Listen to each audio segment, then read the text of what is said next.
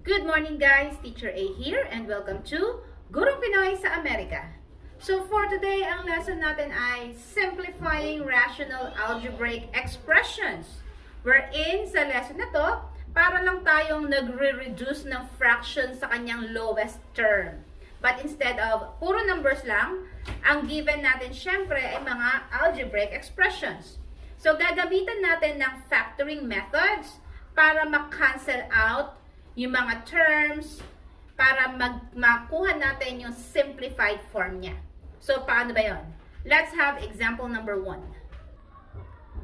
So, number 1, ang given ay 20a over 65b.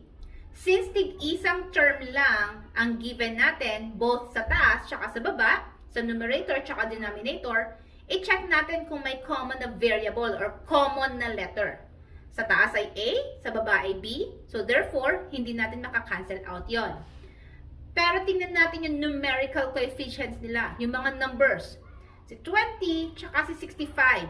Pareho sila, pwedeng i-divide kay 5. Okay, so susulat ka lang. We have here, si 20, it's 5 times 4. And then, dugtong natin si A. Over. Si 65 naman, that's 5 times 13. Then, dudugsong kulang ulit si B.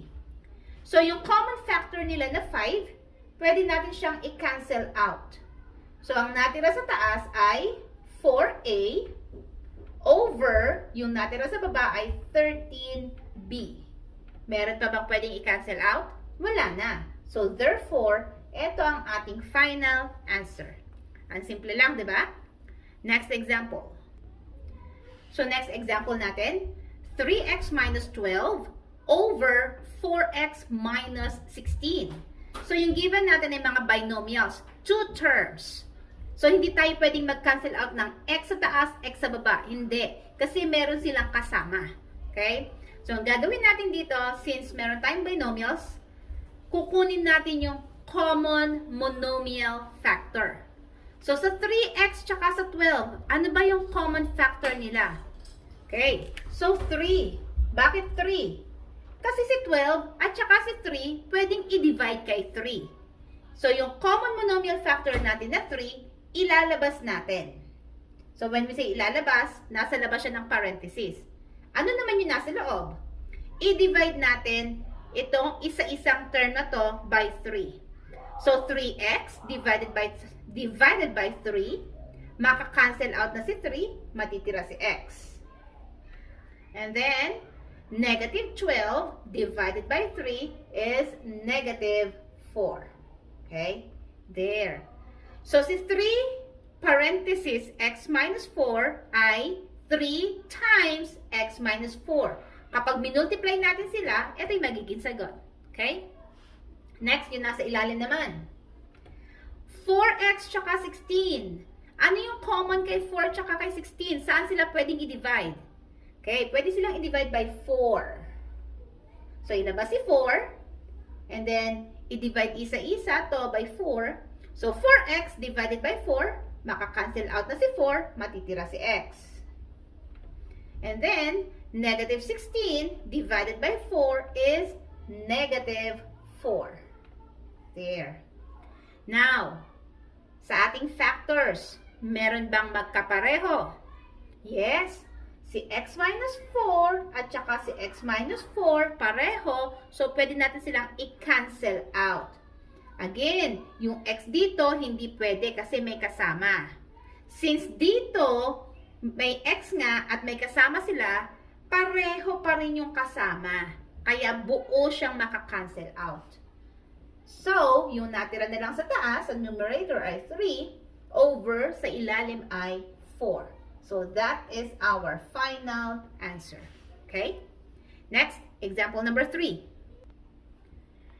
Okay, number 3, ang given natin ay x squared minus 4x over x squared minus 6x plus 8. So, gamitan natin ng mga factoring methods. So, kung hindi nyo alam yung mga factoring methods, kindly check my channel. Meron ako doong quadratic, factoring polynomials. So, para ma-refresh kayo dun sa mga iba't ibang factoring strategies na pwede nyo gamitin sa lesson na to. Okay? So, sa taas, ano ba yung common sa kanila? Since binomial ang given, pwede siya actually na factoring difference of two squares, but then, si 4 may kasamang x. So, yung 4x ay hindi siya perfect square. So, ang gagawin natin dito, aalisin na lang natin kung ano yung common sa dalawang term na to. So, ano ba yung nakikita nyong common? So, that's x. So, ilabas natin si x. There. So, x squared divided by x. Or, alisin yung isang x sa x squared. Ilang x ang matitira? Isa. And then, minus 4x. Alisin si x. Matitira ay 4. Over. Sa ilalim naman. Yung ilalim natin ay trinomial. At kung titingnan nyo, isa-isa yung terms, wala namang common sa kanila. Wala tayong makukuhang common monomial factor. So, therefore, ibang klaseng factoring ang gagawin natin.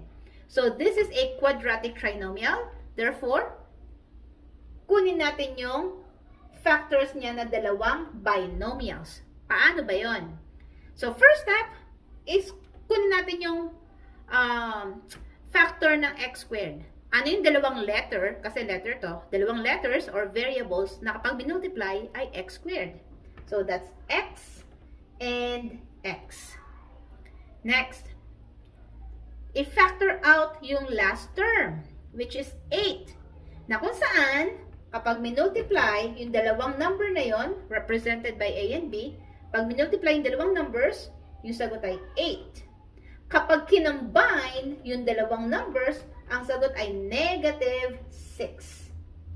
So, since negative ang ating gitna at positive ang ating huli, that means yung factors natin ay dalawang negative. Kasi negative times negative ay positive, negative plus negative ay negative. So, ano yung dalawang factors ng 8 na kapag inad ay 6? We have 4 and 2. Hindi naman pwedeng 8 times 1, di ba? Kasi 8 plus 1 ay 9. So, ano pa ibang factors ng 8? 4 and 2. 4 times 2 ay 8.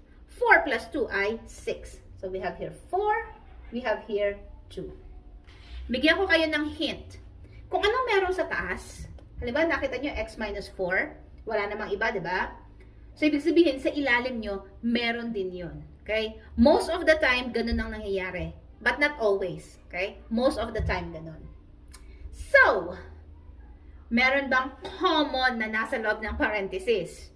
Yes, yung x minus 4, tsaka yung x minus 4. Anong natira sa taas? Natira si x. Over. Anong natira sa baba? X minus 2. Final answer na ba? Pwede bang i-cancel out yung x tsaka x dito? Hindi. Kasi si x sa ilalim, may kasama siya na minus 2. So, hindi siya pwedeng i-cancel out. Therefore, ito na yung ating final answer. Okay? Next example.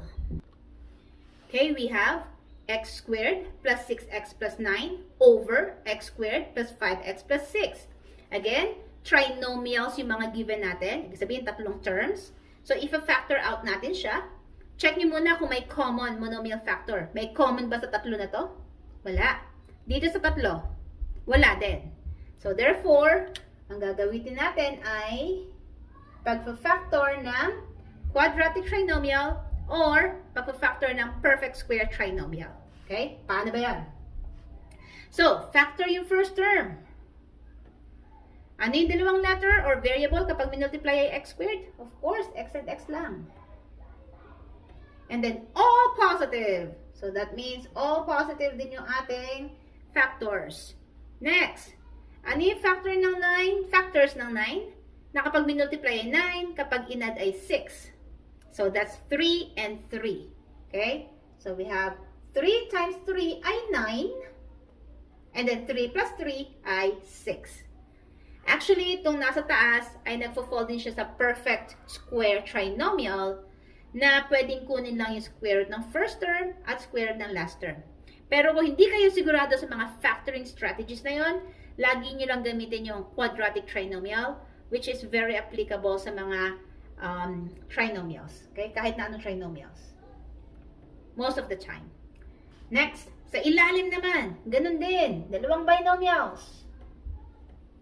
So, factor na first term, x and x. Lahat positive. So, lahat positive dito. Next, i-factor out yung last term. Kapag minultiply, yung dalawang factors ay 6. Kapag in-add ay 5. So, that's 3 and 2. Again, titignan nyo yung nasa taas. 3 yun. So, therefore, merong x plus 3 sa ilalim panigurado. Okay? So, 3 times 2 ay 6. 3 plus 2 ay 5. So, tama yung factors natin. Next step, i-cancel out yung common factor. We have x plus 3 and x plus 3. Yung x ba na to, tsaka x na to, pwedeng i-cancel out? Uulitin ko, hindi. Kasi meron silang kasama. So, kopyahin na lang natin yung natira. X plus 3 sa taas, x plus 2 sa baba, and then that's it. Yun ang ating final answer. Okay? Last example. So, we have 7 quantity x squared minus 1 over 21 quantity x squared minus 2x plus 1. Okay? So, i-factor out natin yung binomial sa taas.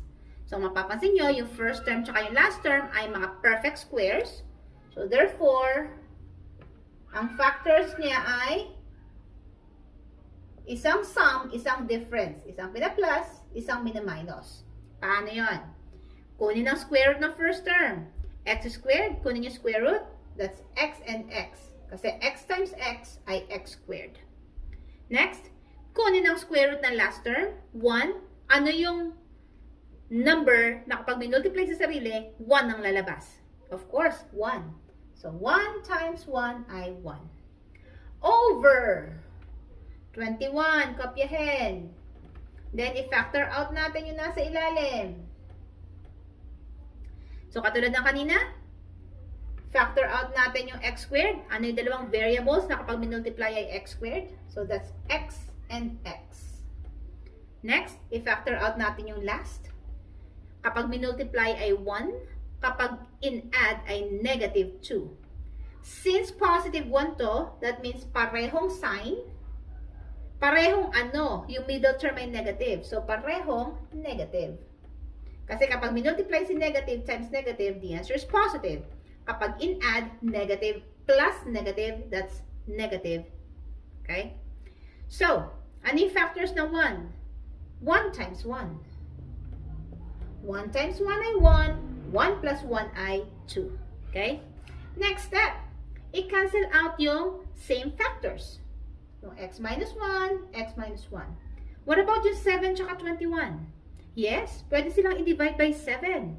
7 divided by 7 ay 1. 21 divided by 7 ay 3. Okay? Now, sulat na natin kung ano natira. Pwede bang i-cancel out to? Hindi, kasi isang plus, isang minus. Magkaiba sila. Isusulat pa ba natin yung 1 dito? No, hindi na kailangan. So, yung x plus 1 na lang. Over, si 3 susulat? Of course. 3, and then parenthesis, x minus 1. So, therefore, this is our final answer. Okay? That's it! So, kung nakatulong ang aking video sa inyong module, sa inyong lesson today, kindly give me a like para share to ni YouTube sa iba. And please, if ever may question kayo, do not forget na i-PM ako sa aking FB page, Gurong Pinoy sa Amerika by Teacher A. And if ever, hindi pa kayo member ng aking community, please subscribe kay Teacher A, Gurong Pinoy sa Amerika. Okay? So that's all for today. See you in my next video. Paalam!